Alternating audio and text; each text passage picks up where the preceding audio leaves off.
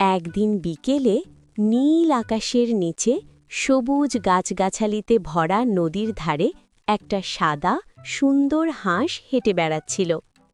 নদীর পানি টলটল করছে, পাখিরা ডাকছে, সব মিলিয়ে মন ভোলানো পরিবেশ। হাঁসের ঠোঁটে বড় একটা পাউরুটি। আহা, আজ কত সুন্দর দিন! এই রুটিটা খেয়ে নদীর পাশে একটু বিশ্রাম নেব।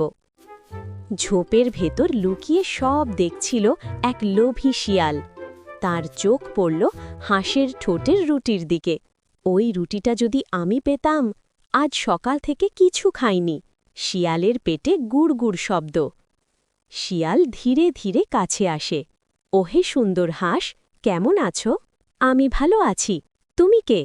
আমি এই বনের সবচেয়ে ভদ্র শিয়াল। তোমাকে দেখে থামতে হলো। শুনেছি তোমার কণ্ঠ নাকি খুবই মিষ্টি। একটু গান শোনালে খুব ভালো লাগত।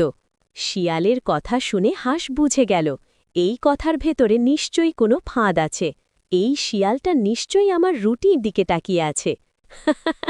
আমি গান গাইতে পারি, কিন্তু একটা শর্ত আছে। শর্ত? বলো বলো। তুমি আগে একটু দূরে দাঁড়াও, আমি লাজুক তো।